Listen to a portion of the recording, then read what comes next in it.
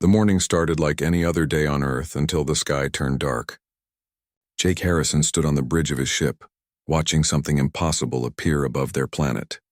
A massive alien vessel bigger than any city blocked out the sun. The ship was black as space itself, with strange lights running along its surface like veins of fire. Jake had been an admiral in Earth's space fleet for 20 years. He had seen many things in his career, but nothing like this. The alien ship was at least 3 times larger than Earth's biggest station. It hung in space like a metal mountain, silent and threatening. Around it, smaller ships moved in perfect formation, each one still larger than anything humans had ever built. "Sir, we're getting a signal," said Lisa Morgan, his second in command. She was a captain with short brown hair and sharp eyes that missed nothing. Lisa had fought in 3 space battles and never lost one. Today she looked worried for the first time since Jake had known her.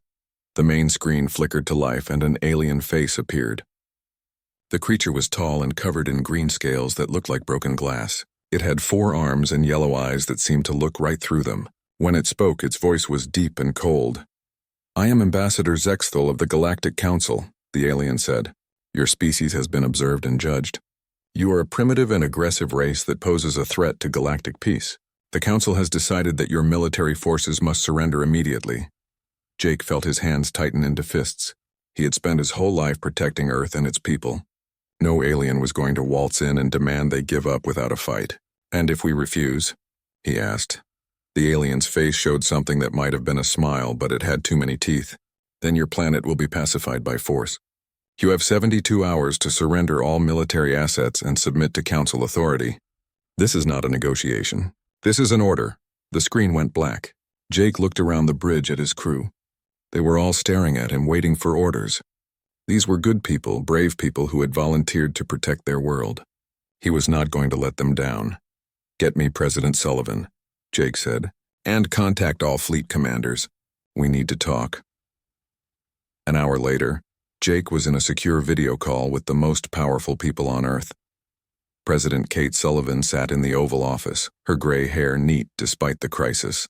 General Ryan Brooks was at the Pentagon, surrounded by maps and computer screens. Dr. Alex Carter joined from his laboratory in the mountains, looking tired but determined. "What do we know about their capabilities?" President Sullivan asked. Dr. Carter cleared his throat. "Their ships are massive, but size isn't everything. I've been analyzing their energy signatures. They use a type of shield technology we've never seen before, but every shield has weaknesses. I've been working on something that might help." "What kind of something?" General Brooks asked. "A new weapon system. I call it Project Hellfire. It's been theoretical until now, but with these readings I think I can make it work. The problem is we need time." President Sullivan looked at each face on the screen. 72 hours. "Can you do it?" "I can try," Dr. Carter said. "But we'll need every ship we have to buy me that time." Jake spoke up. "My fleet is ready. We have 47 ships of various sizes. Not much against what we saw today, but we'll make them count." The president was quiet for a moment. Then she stood up and faced the camera. "Ladies and gentlemen, our ancestors faced impossible odds before. They fought against empires that seemed too powerful to defeat. But they had something those empires didn't have. They had the will to be free." She paused and looked directly at Jake. "Admiral Harrison, you have full authority to use any means necessary to defend Earth. General Brooks, mobilize everything we have. Dr. Carter, whatever you need, you get it. We are not surrendering to anyone." The call ended and Jake turned to his crew. "You heard the president. We have 3 days to prepare for the biggest fight in human history. Lisa, I want every ship in the fleet ready for combat. Check weapons, shields, engines, everything." "Yes, sir," Lisa said. She started giving orders to the communications officer. Jake walked to the main window and looked out at space. The alien ship was still there, waiting like a sleeping giant. Around Earth, he could see the lights of human space stations and orbital platforms. Millions of people lived and worked up there, and billions more on the planet below. They were all counting on him and his crew to protect them. His personal communicator buzzed. It was a message from his daughter, Beth, who commanded one of the evacuation ships. "Dad, whatever happens, I'm proud to serve with you." Jake smiled despite the situation. His daughter was as brave as her mother had been. Over the next few hours, reports came in from around the system. The alien fleet was huge. Intelligence estimated at least 50 ships, maybe more. Each one was armed with weapons that could destroy a human ship with a single shot. The odds were not good, but Jake had learned something important during his years in space. Humans were at their best when things looked hopeless. When their backs were against the wall, they found ways to win that no one expected. The aliens might have better technology, but they didn't understand what they were dealing with. Dr. Carter called from his laboratory. "Jake, I need you to see something." "Can you get down here?" "On my way," Jake said. He left Lisa in command and took a shuttle down to Earth. The laboratory was deep underground, carved into solid rock. Dr. Carter met him at the entrance, excitement in his eyes. "I think I've figured it out," he said. "Their shields work by deflecting energy in a specific pattern. But if we can disrupt that pattern..."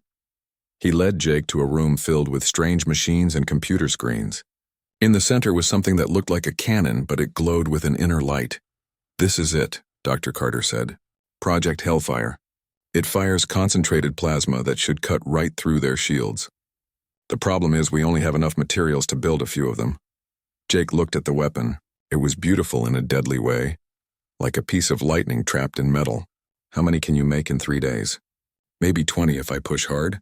"Enough to arm our best ships and do it," Jake said. "Whatever you need, you get it."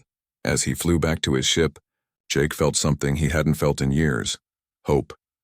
The aliens thought they were dealing with a primitive species that would roll over at the first sign of superior force. They were about to learn that humans had been fighting impossible battles for thousands of years, and they usually found a way to win. The countdown clock on Earth showed 60 hours remaining.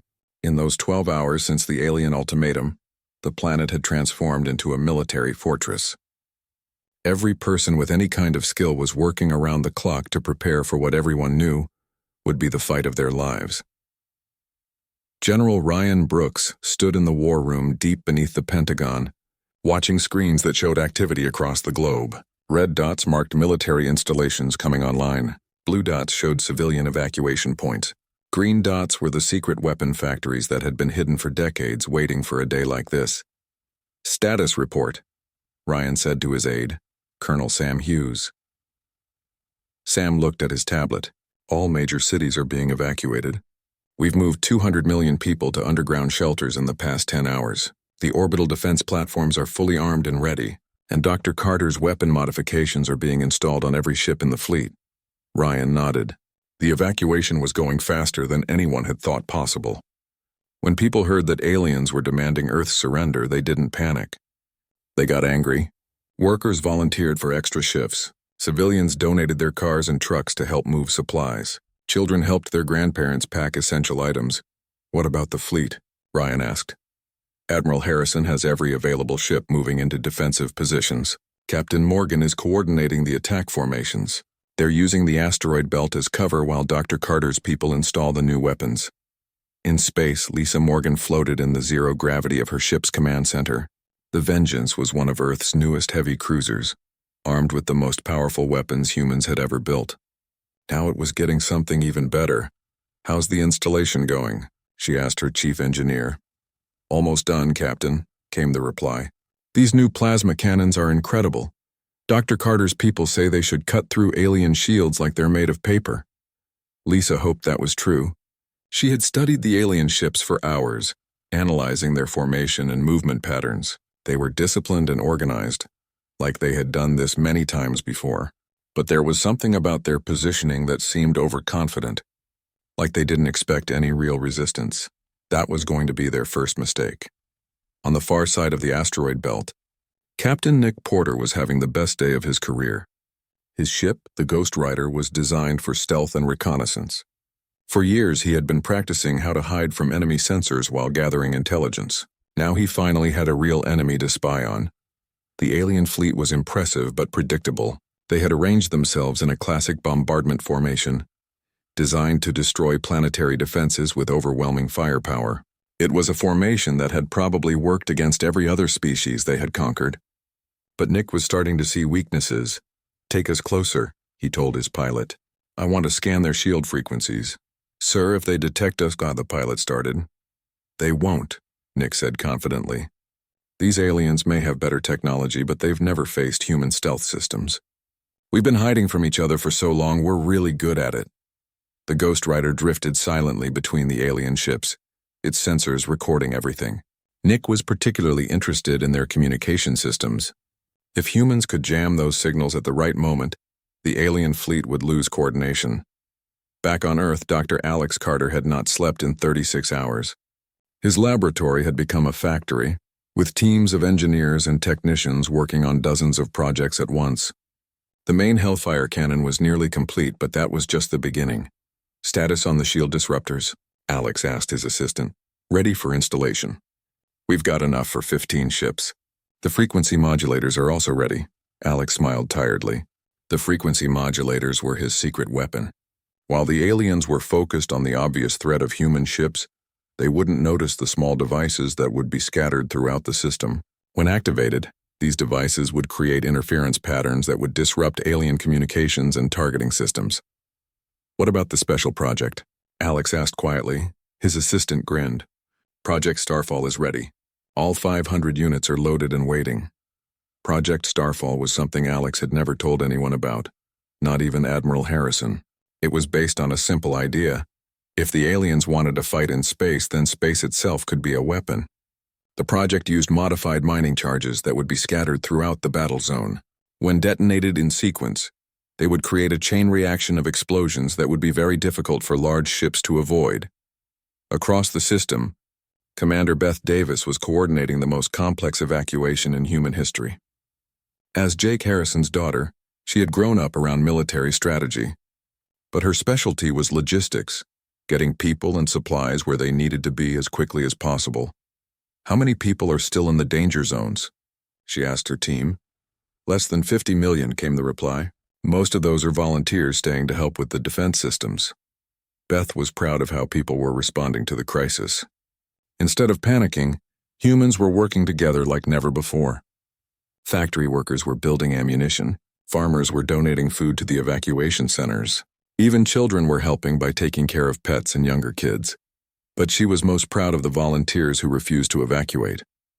Thousands of people were staying behind to operate the planetary defense guns, maintain the communication networks, and keep the infrastructure running. They knew they might not survive, but they were determined to help Earth fight back. In the alien fleet, Ambassador Zexthul was reviewing reports from his ship commanders. The humans had been busy in the past day moving ships and people around their system. But their fleet was still tiny compared to the Council's forces. This would be another easy conquest. How much longer until the deadline? He asked his aide. 48 hours, Ambassador. Good. Have the bombardment fleet move into final position. When the deadline passes, I want to destroy their space platforms immediately. Once they see how hopeless resistance is, they will surrender. Zexthul had conquered 17 worlds for the Council. Each time, the pattern was the same. The local species would panic when they saw the Council fleet. Some would try to fight, but their primitive weapons were useless against Council shields.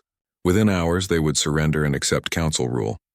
These humans seemed a bit more organized than most, but the result would be the same. In 2 days, Earth would be another Council colony, and its people would be working in Council factories and farms. He had no idea that his movements were being watched by human stealth ships, or that his communications were being recorded and analyzed.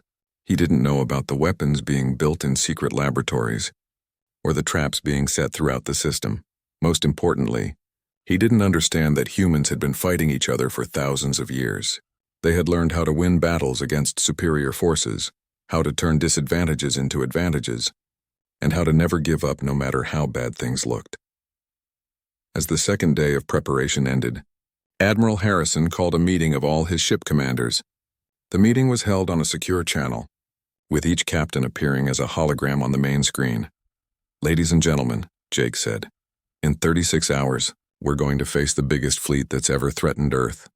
They think we're going to surrender or run away. They're wrong.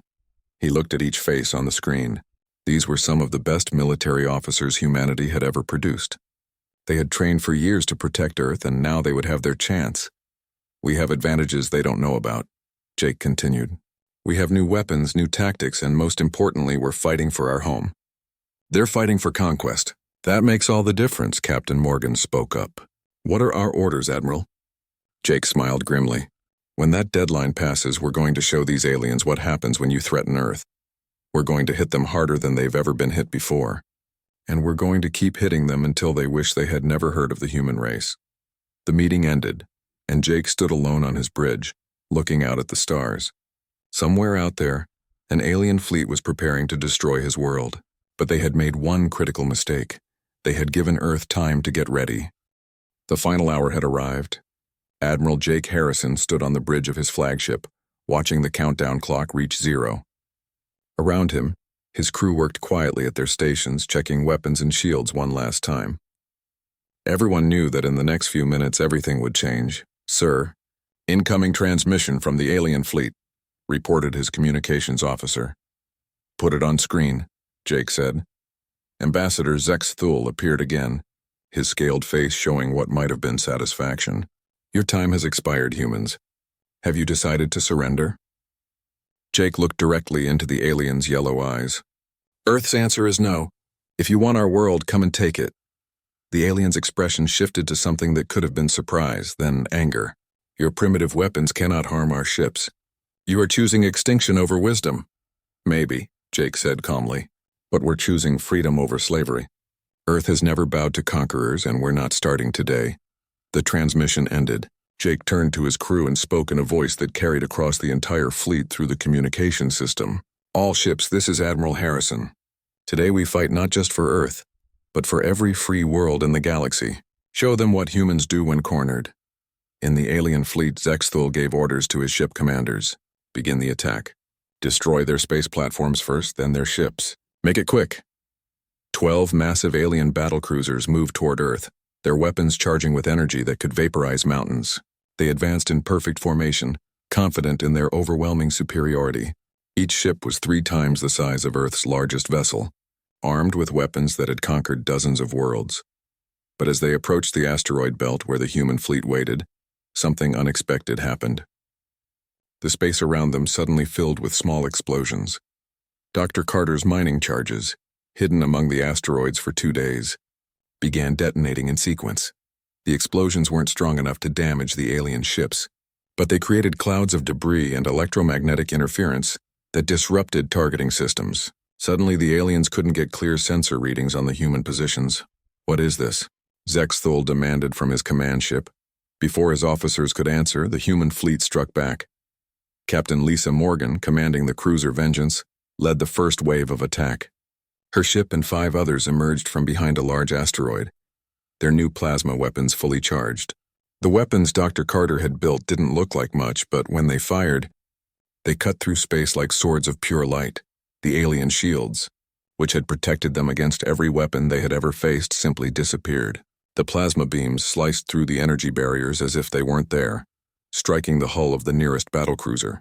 The alien ship's armor, designed to withstand conventional energy weapons, began to melt. "Impossible," Zexthul whispered as he watched one of his most powerful ships take damage from primitive human weapons. But the humans weren't finished. As the alien fleet tried to regroup, more human ships appeared from different directions.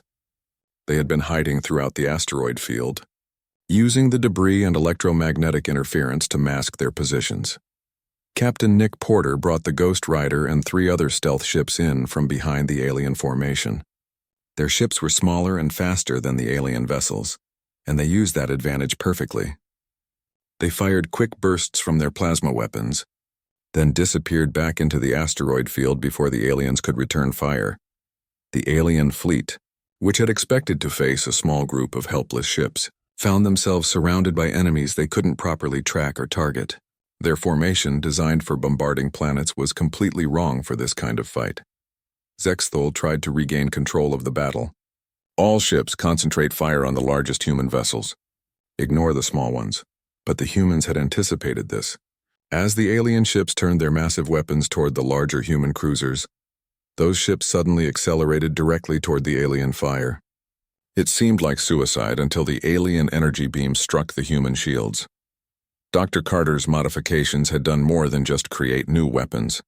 The human shields had been redesigned to absorb certain types of energy and convert them into power for the ship's systems. As the alien weapons fired, the human ships actually grew stronger. "Fire all weapons," Lisa commanded as her ship charged through the alien energy beams. The Vengeance was glowing like a star as its shields absorbed the incoming fire, and when it returned fire, Its plasma cannons were more powerful than ever. The result was devastating. The first alien battlecruiser, already damaged from the initial attack, exploded in a ball of fire that could be seen from Earth. Pieces of the massive ship scattered in all directions, some of them striking other alien vessels. For the first time in his long military career, Zexthul felt something he had never experienced before: fear. In less than 10 minutes, the humans had destroyed one of his battle cruisers and damaged 3 others. These were not the primitive weapons he had expected. Retreat to long range, he ordered. Reform the battle line. But the humans weren't going to let them escape that easily. Admiral Harrison had been waiting for exactly this moment. All ships begin Operation Thunderstrike. Don't let them get away. Commander Beth Davis, who had been waiting in the outer system with a group of modified civilian ships, suddenly dropped her disguise. The ships that had appeared to be simple cargo vessels revealed themselves as heavily armed converted warships. They had been moving into position while the main battle distracted the alien fleet. The alien fleet found themselves caught between 2 forces. Harrison's main fleet pressed the attack from one direction, while Davis's converted ship struck from another. The aliens had superior technology, but the humans had superior tactics. Captain Porter used his stealth ship to get close to an alien battlecruiser and plant one of Dr. Carter's special charges directly on its hull. When the charge exploded, it created a feedback loop in the ship's power systems. The alien ship didn't just lose power, its own energy systems began destroying the ship from the inside. In the command center on Earth, General Ryan Brooks watched the battle through sensors and reports from the fleet. "How are we doing?" he asked Colonel Sam Hughes. "Better than expected, sir. We've destroyed 3 alien ships and damaged 6 others. Our losses are light. 2 frigates damaged, no ships destroyed." Ryan allowed himself a small smile. The humans were winning the first battle. But he knew this was just the beginning. The alien fleet was large, and they would learn from this defeat. In space, the battle continued for another hour. The aliens, shocked by their losses, began to adapt their tactics. They started using their numerical advantage more effectively, surrounding human ships and overwhelming them with concentrated fire. But every time they thought they had gained an advantage, the humans surprised them again. Dr. Carter's frequency modulators, scattered throughout the battle zone, began activating. Suddenly, alien ships lost communication with each other, and their targeting systems started giving false readings. As the first battle finally ended, both fleets withdrew to regroup. The aliens had lost 6 ships and had 8 others badly damaged. The humans had lost 3 ships, but their remaining vessels were largely intact. Admiral Harrison called his surviving captains for a quick conference. "Good work, everyone. But this is just round 1. They're going to come back with everything they have." Captain Morgan nodded. "At least now we know their shields can be beaten. And they know we're not going to be easy prey."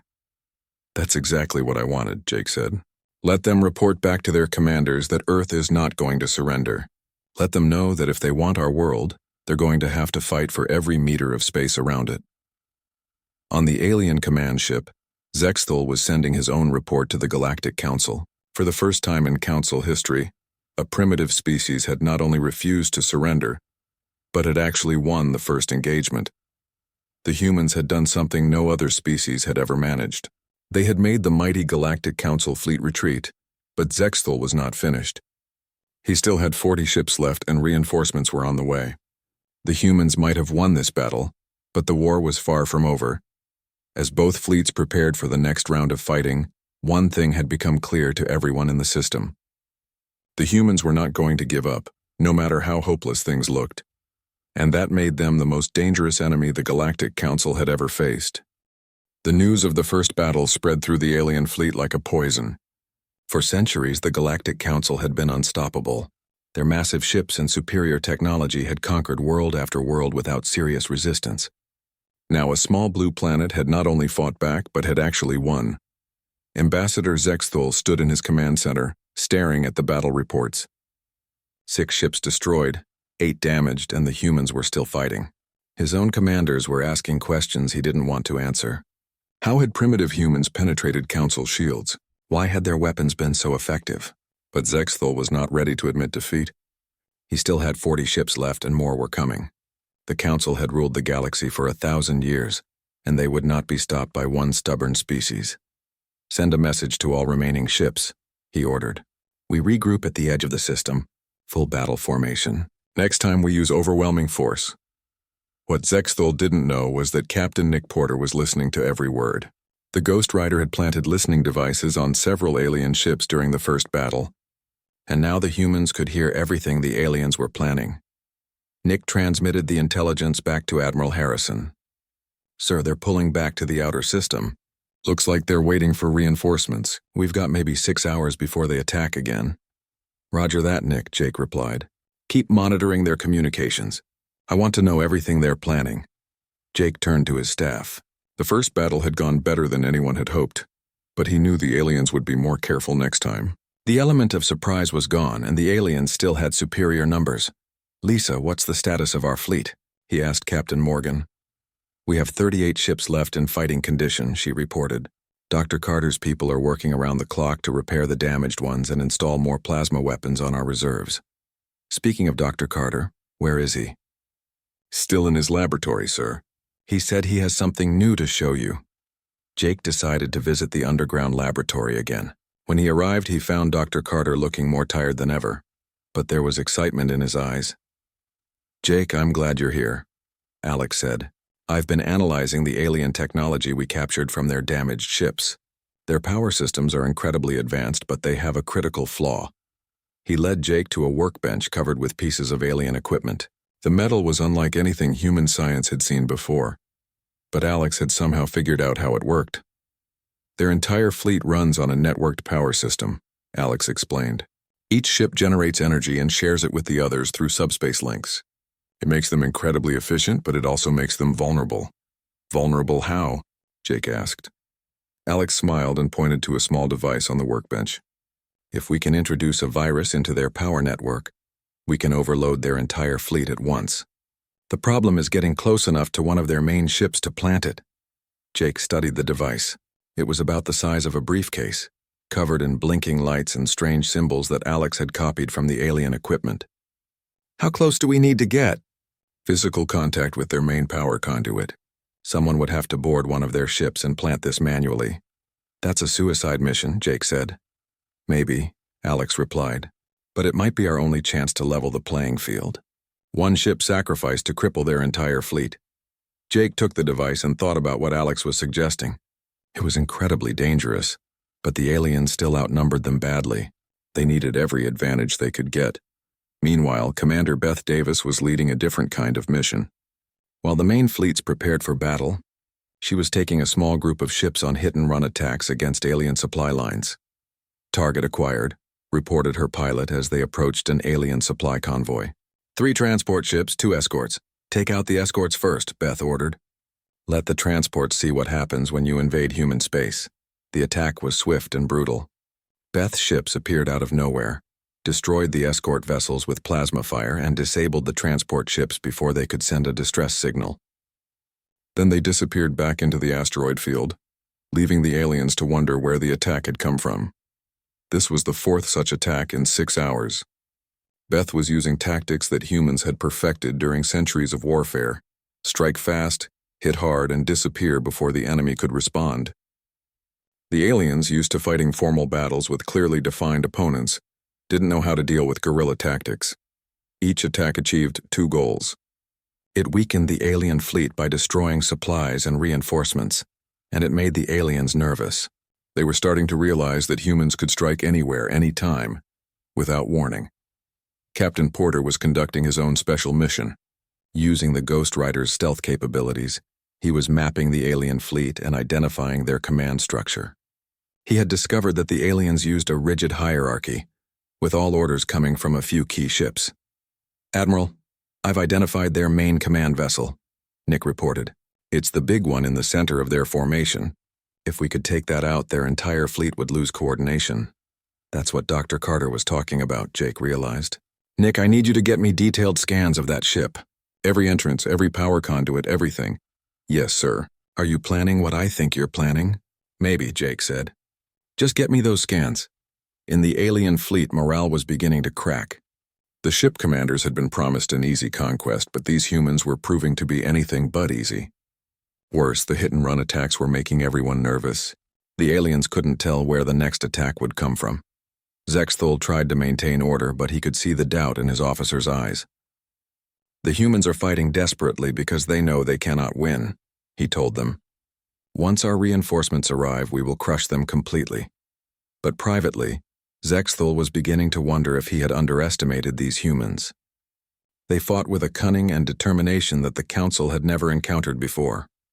Every time he thought he understood their tactics, they surprised him with something new. The reinforcements he was waiting for would not arrive for another 12 hours. Until then, he had to hold his fleet together and prevent the humans from doing any more damage. That's when he made his second major mistake.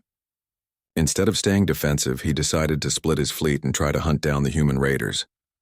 "Send Battle Group 7 to patrol the inner system," he ordered. "Battle Group 3 will guard the supply routes. The rest of the fleet maintains position here." It was exactly what Admiral Harrison had been hoping for. "They're splitting up," he told his commanders during an emergency conference. "This is our chance." Jake had made his decision about Dr. Carter's virus device.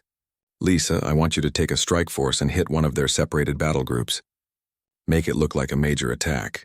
While they're distracted, I'm going to take a small team and plant Alex's virus on their command ship." "Sir, that's incredibly dangerous," Lisa protested. "Let me take the virus mission." "No," Jake said firmly. "I need you leading the main attack. Besides, this was my idea." Captain Morgan didn't like it, but she knew better than to argue with Admiral Harrison when he had made up his mind. "What ships do you want for the virus mission?" "Just 2, Jake said. The Ghost Rider for stealth and 1 boarding ship.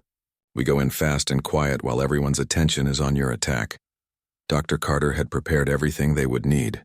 The virus device was small enough to carry in a backpack, and he had created a remote trigger that would activate it once they were safely away from the alien ship.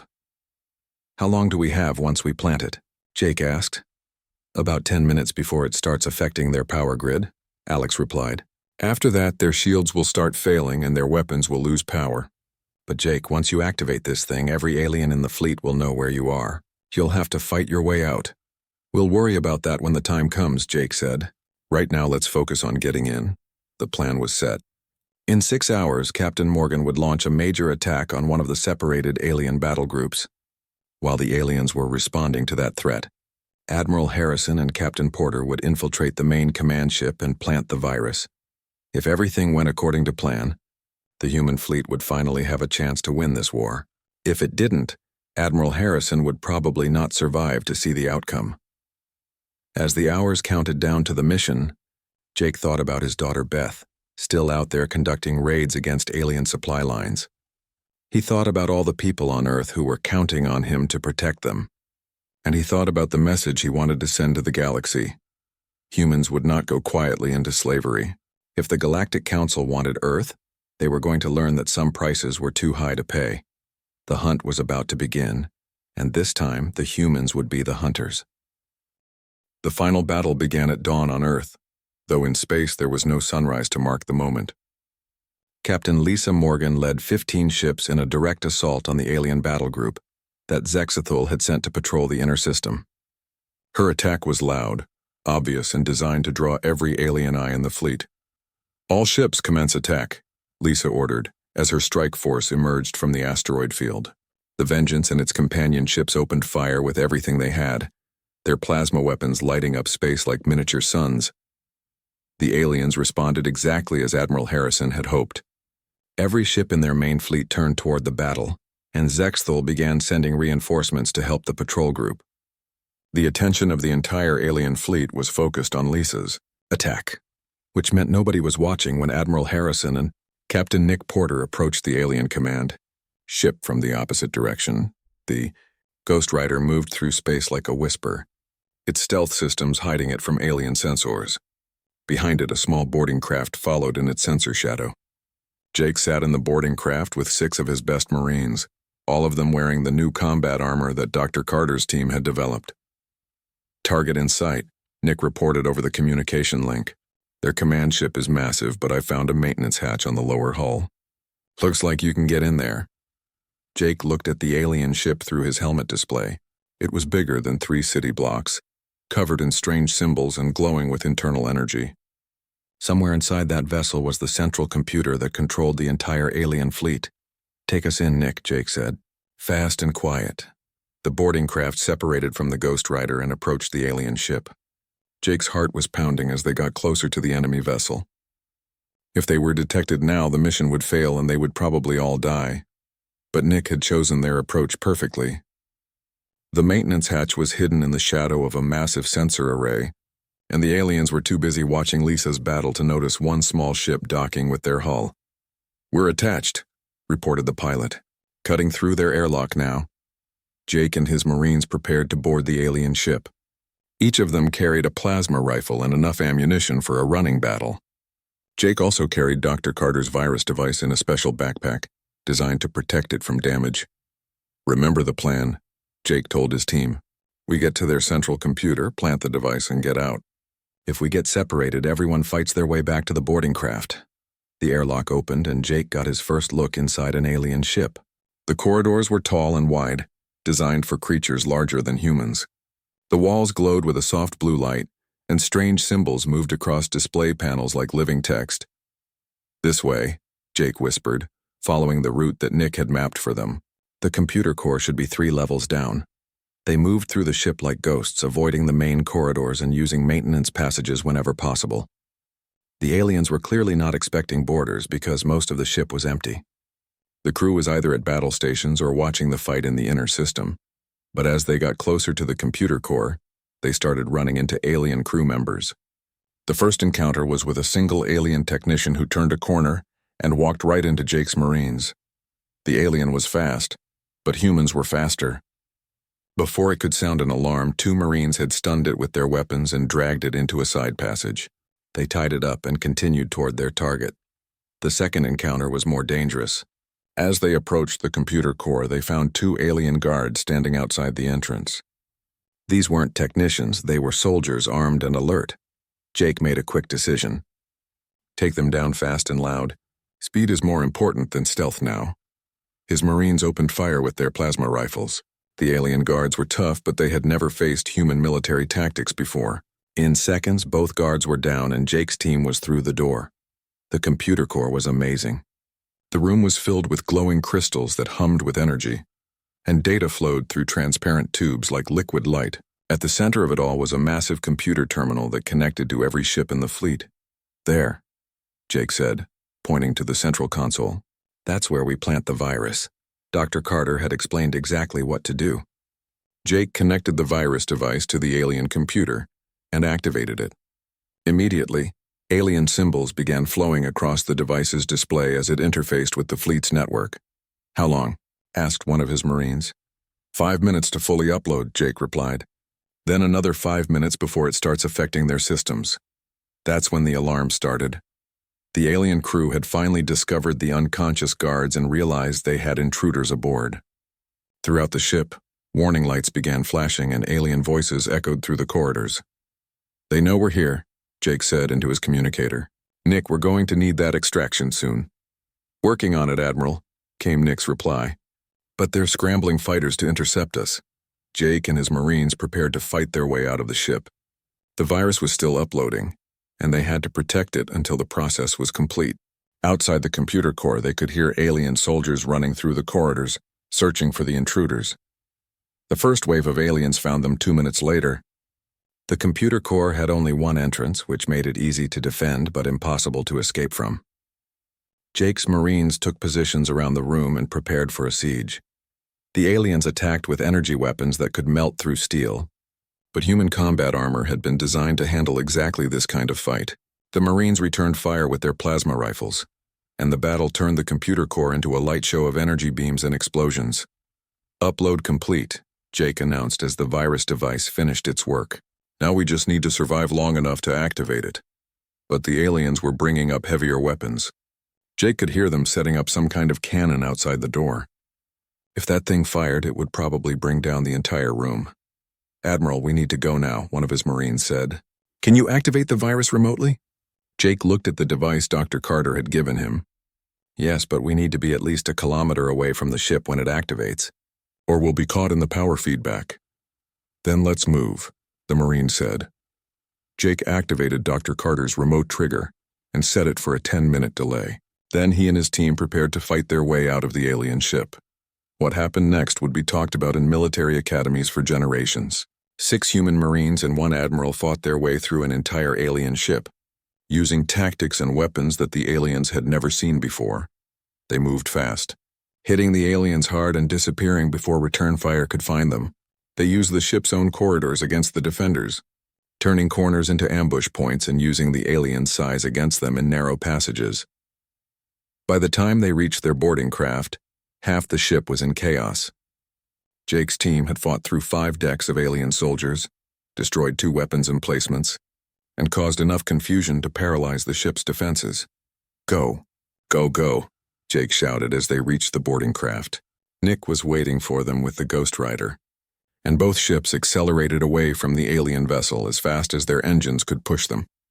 Behind them, the virus that Dr. Carter had created began to work. The first sign was a flicker in the alien ship's lights. Then the shields began to fluctuate. Within minutes, the virus had spread through the fleet's power network, and every alien ship began losing power. Ambassador Zexthul watched in horror as his mighty fleet began shutting down. Ship after ship reported power failures, shield collapses, and weapon systems going offline. The virus was spreading faster than his technicians could stop it. "Cut all network connections," he ordered desperately. "Isolate the ships from each other." But it was too late. The virus had already infected the entire fleet. One by one, the great ships of the Galactic Council went dark. Admiral Harrison watched from the Ghost Rider as the alien fleet lost power. It was the most beautiful sight he had ever seen. Ships that had threatened to destroy Earth were now floating helplessly in space, their crews working frantically to restore basic life support. "All human ships, this is Admiral Harrison," he broadcast to the fleet. "The alien ships are defenseless. Begin the final attack." Captain Morgan led the assault with a war cry that echoed across the communication channels. The human fleet fell on the powerless alien ships like wolves on sheep. Ship after ship exploded under human fire, their crews unable to fight back.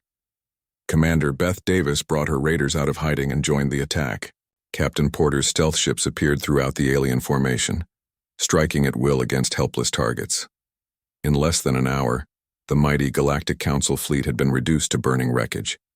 Of the 50 ships that had come to conquer Earth, only a handful survived, and those were too damaged to fight. Ambassador Zexthul found himself aboard a crippled ship, surrounded by the debris of his fleet. For the first time in his long life, he was forced to send a message he had never thought he would have to send. "Human fleet, this is Ambassador Zexthul. I request terms for surrender." Admiral Harrison appeared on the alien screen, his face grim but